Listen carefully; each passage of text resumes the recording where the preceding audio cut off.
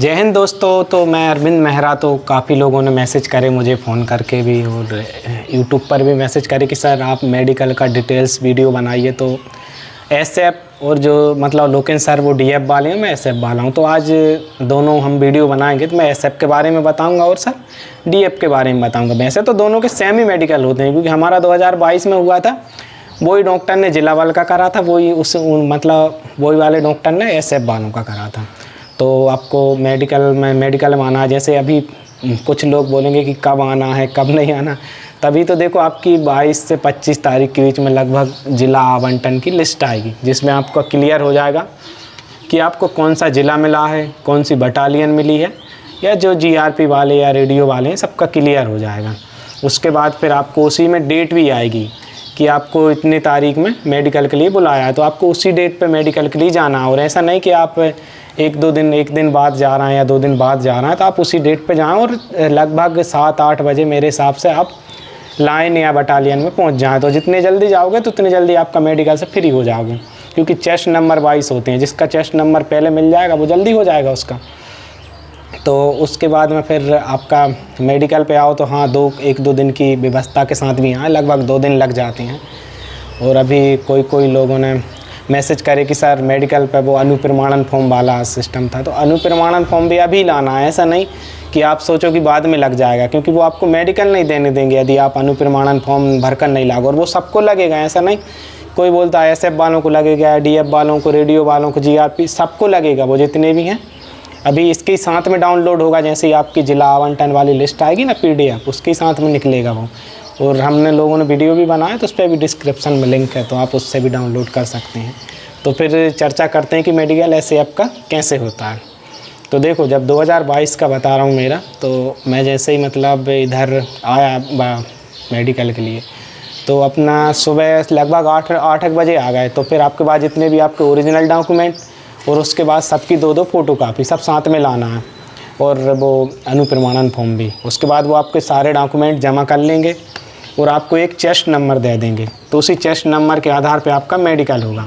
फिर आपको मतलब जैसे ही आपका नंबर आएगा तो आपको सबसे पहले आपका फ्लैट फुट चेक करते हैं। आपको एक गीला बोरा रहता है, उसमें आपको चलवा के चेक करते हैं। नॉर्मल रहता है, कोई ज़्यादा हार्ड नहीं रहता। उसके बाद फिर आपकी हाइट नापेंगे, हाइट के बाद आपका चेस्ट नापेंगे, चेस्ट के बाद आपका फिर ब्लड प्रेशर, आपको मतलब स्ट्रेस के साथ या बिना स्ट्रेस के साथ जो भी दौड़ा, मतलब थोड़ी एक्सरसाइज करवा कर भी चेक करते हैं। उसके बाद में फिर नौकनी चेक करते हैं। अब देखो 2022 में तो हमारे उसी टाइम पे प्राइवेट पार्ट्स भी चेक करे थे कि मतलब लीवर वगैरह, किडनी और टेस्टिस, पाइल्स वगैरह कुछ बीमारी तो नहीं है। बाकी और अदर ज़िलों में नहीं करे थे, खाली मंडला और साथ बालाघाट में ही हुए थे जे। और उसके बाद में फिर बस में बिठा के हम लोगों को गवर्नमेंट हॉस्पिटल ले गए। तो उधर जाके आपका आँखों का टेस्ट हुआ। आँखों के बाद फिर आँखों का वही 6/9 और 6/12 होना चाहिए आपकी एक आँख, और एक 6/12 है, चल जाएगा। उसके बाद फिर आपके कानों का टेस्ट होता है, कान चेक करते हैं कि मतलब बहरापन तो नहीं है, बैटरी से देखते हैं। उसके बाद दांतों का चेकअप करते हैं। दांतों के बाद फिर अब जैसे गवर्नमेंट हॉस्पिटल में फिर एक पर्ची कटवाएंगे आपसे, तो आपका एक्सरा होगा छाती का। फिर उसके बाद आपका यूरिन टेस्ट होगा। यूरिन की भी आपको पर्ची कटानी पड़ेगी। यूरिन टेस्ट होगा। यूरिन टेस्ट के बाद आपका हो सके ब्लड टेस्ट हो। और बस इतना सब कंप्लीट होने के बाद आपको आपके ओरिजिनल डॉक्यूमेंट थमा देंगे और आपको भेज देंगे घर की। अब आप घर जाइए, जिस दिन आपकी ज्वाइनिंग होगी तो हम आपको फ़ोन कर देंगे, तो आपको उस दिन आके आमद देनी है बस। बाकी अब सर डीएफ का बताएंगे, मैंने एसएफ का बता दिया है। और जो भी हो कोई क्वेश्चन तो आप मैसेज करके पूछ सकते हैं, मैं सबको रिप्लाई देता हूँ सर।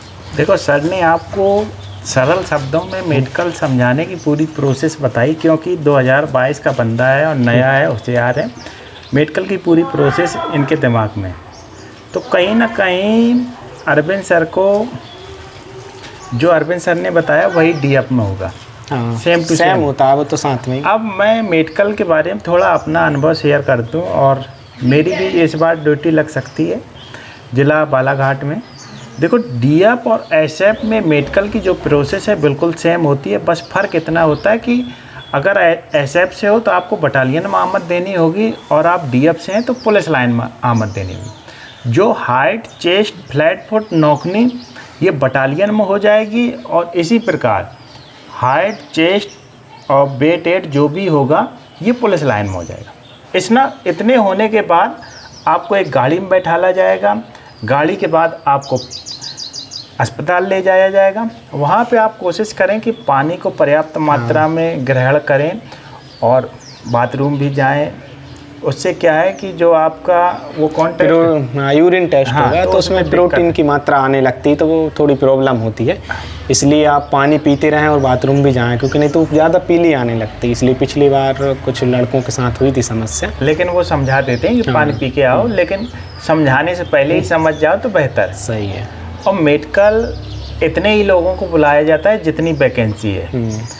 आप लोगों की हाइट और आंखें सही हैं तो कहीं ना कहीं आप 98% पुलिस कांस्टेबल बन गए हो। मुस्कुराइए, आप मध्य प्रदेश पुलिस के सिपाही बन गए।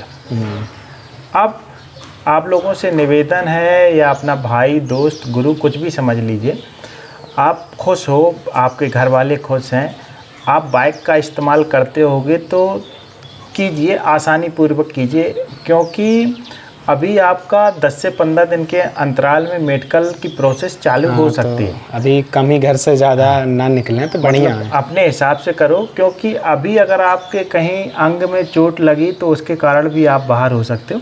सावधानी बरतें, नौकरी बार बार नहीं मिलती। आपने 2 साल का काफ़ी इंतज़ार किया है।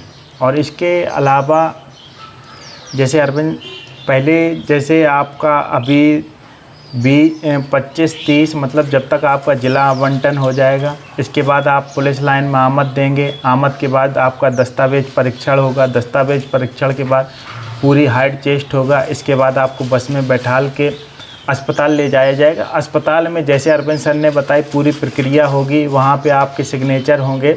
और इसके बाद आपको जिस ज़िले में होंगे उस ज़िले के एसपी ऑफिस में जाके पूरे दस्तावेज सबमिट करने होंगे। और इसके बाद वहाँ से एक आपको पर्ची मिलेगी और आप वहाँ से घर चले आएंगे। कुछ बच्चे ऐसे होंगे जिनको रीमेडिकल दे दिया जाएगा, वो भी उधर ही फॉर्म भर के देना पड़ता है। वहाँ पे आपको रीमेडिकल का फॉर्म भर के देना रहता है। जिन लोगों को रीमेडिकल मिल जाता है उनको भी घबराने की ज़रूरत नहीं है। सारे के सारे लड़के ज़्यादातर पास हो जाते हैं।